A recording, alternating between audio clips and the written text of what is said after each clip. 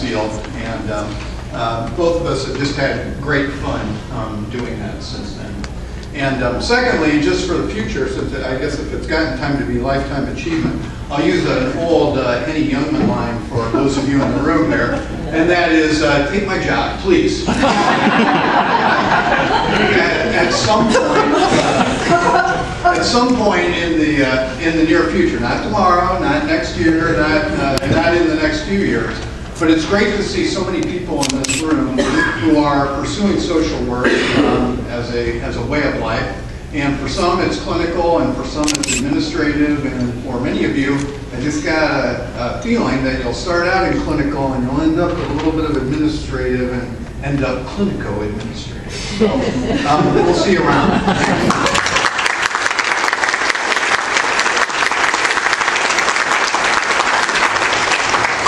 You know, people sometimes mistake us for the other one, and somehow we both find ourselves insulted. You know, you take Michael Burmis, you take a Lifetime Achievement Award, and you take April 1st, and you put it together. I thought this was going to be a prank. I just knew it was going to be a prank. You know, I was wondering if this was going to be disappearing ink or something like that. It's legitimate. Thank you, Michael. You surprised me. You know, it's been a real honor to, I'm a member of the Advisory Council here in Volusia County for UCF's NASW program. It's really been an honor to become a part of the professional family of UCF. You know, really compassionate and smart people. It's a privilege to be able to be a part of that. So that's one of the cool things about this experience. And frankly, I don't think Chet has suffered quite enough professionally to get a Lifetime Achievement Award. So I don't know if he can hang this thing up quite yet. He's got to have a couple more years to have those really rich experiences we get in our positions. And Michael, I think one of the things, if you've really been paying attention to me, there's something about brevity that I talked about that I think you must have been looking the other direction when you went through that lesson. I want to say two things about our Lifetime Achievement Awards, and one of them really has to do with Chet, actually both do, and with many others out here. One is partnerships. My experience, and I think our experience, is it's our partnerships that make things work.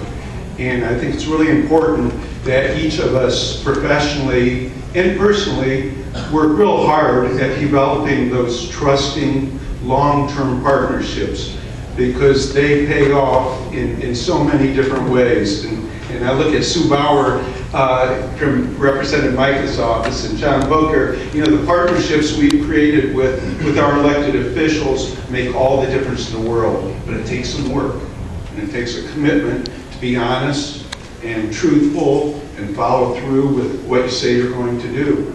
And the second part that I would suggest that we all think about is advocacy. You know, not everyone today thinks what we do has value, or it costs too much to do.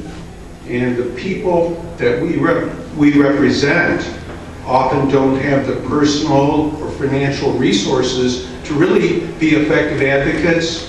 So I think it's up to us. And I think we should be loud and proud about advocating for the people we serve. You're in a great profession. We're doing the right thing. Carry on.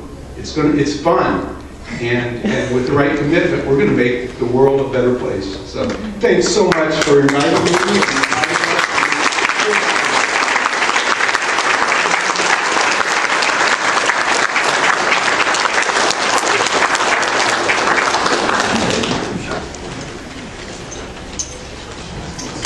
All right, thank you very much, gentlemen.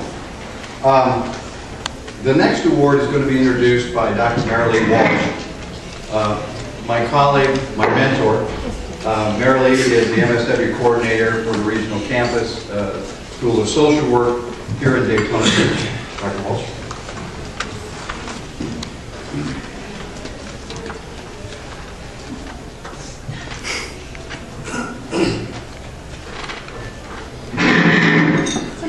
Must have been My wife says that all the time. Well, I have the pleasure of introducing to you the NASW Student Honoree for Volusia Flagler. And that is Willis Bill Glover. I've known Bill for 3 years now, and he's always impressed me as an extraordinary student, challenging himself, fellow students, and professors. Sometimes they weren't so happy about being challenged, but that's Bill. He always researched every topic to its fullest and never settles for less from himself or others. During his first internship, he worked with the homeless population at the Star Shelter. He was the first intern they had, and he was able to develop programs that were new and innovative to assist the families there. He's extremely active in the recovery community and spends endless hours providing support and education. As I was preparing for this, it dawned on me I only knew Bill in a very narrow way. So I made some phone calls to say, well, how would you describe him? What else do you know about him? And the words were just beautiful. Most compassionate person I ever met, can walk into a crowd and engage all type of people. He's flexible, passionate about working with people, can do crisis intervention. He's non-judgmental, always meets the client where the client is at, is always above and beyond anyone he works for, with. If he doesn't know the answer, he'll research it. And I kind of was left with, well, doesn't that describe, isn't that what says is the consummate social worker? That he exemplifies what you would want every social worker to be. So without any further ado, as you say, I would like to introduce to you Willis Bill Glover.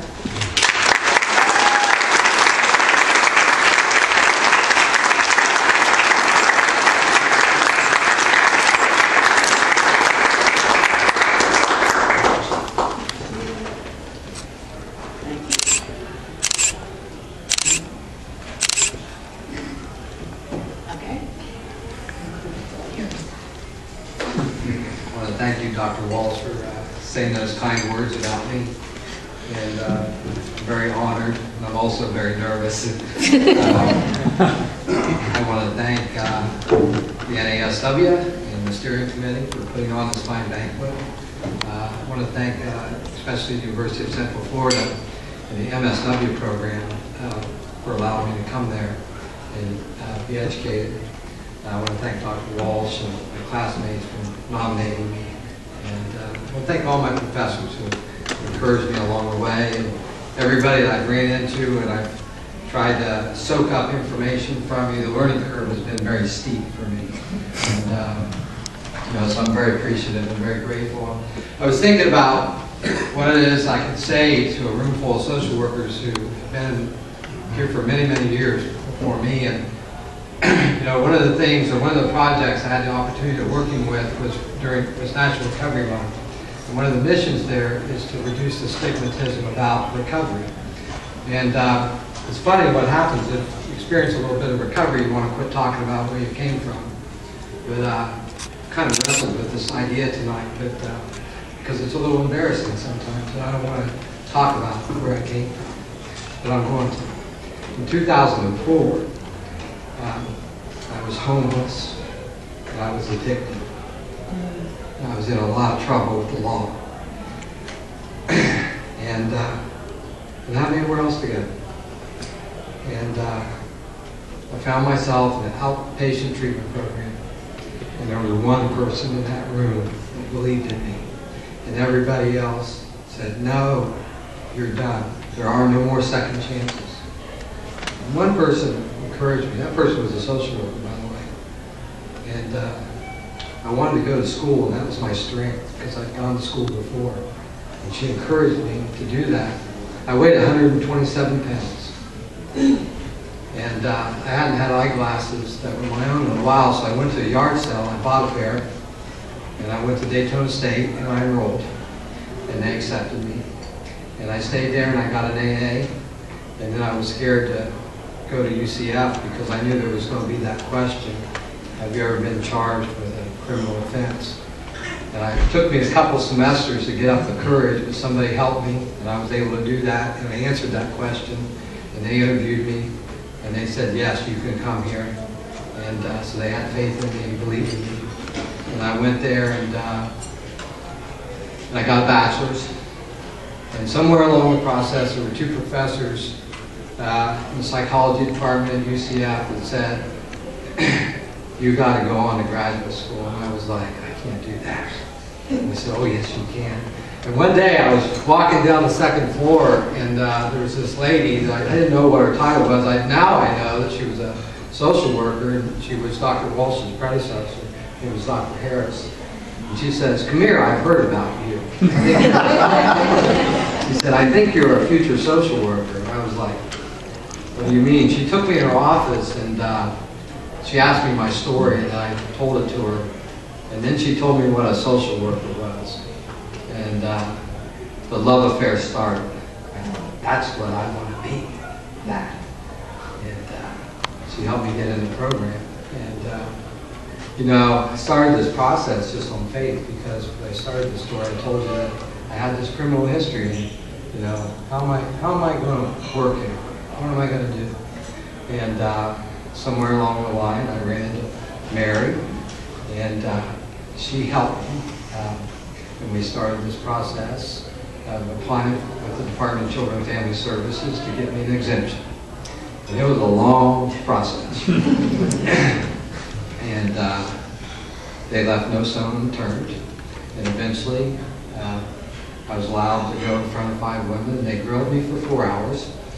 And I walked out of there, and 6 months later, I got my letter, and they had granted me an exemption to work in the field as a social worker. And I got the opportunity to go to the Star Shelter and work. And I'll be frank with you, I prefer standing in the parking lot at the corner of North and Carswell. Some of you might be familiar with that, but there's a lot of social work that needs to be done there. And you can spend hours and hours there. And I love that place. I was at home there, and it was just a lot of learning for me. And most recently, I've had the opportunity to go back to Stuart Marchman Act, which advocated for me in the beginning. And I'm in a whole different area that I never even believed that, you know, I'd ever be interested in, was mental health. And, you know, went there, and the second day I worked with the FACT team. Most of you probably know what that is, but they deal with the severely and chronically mentally ill. And it's a great program. And the second day I was there, I was like, just like everything else that happens in social, I'm in love with it. I want to do this the rest of my life, you know. And, you know, so the reason why I decided to tell you my story is because most of you tomorrow are going to be in front of a client or advocating for somebody or something. And I know that, like, after decades, some of you doing this, that you may think that, you know, you're not accomplishing anything. And I want to tell you that you all, that I'm standing here, and I'm proof that, you know, we live in a healthy community. In every healthy community, I learned that to be in here has a bunch of real busy social workers behind making things happen, you know. And I'm certainly grateful and very honored to accept this tonight. And, you know, I'm proud to be here with you. And, thank you.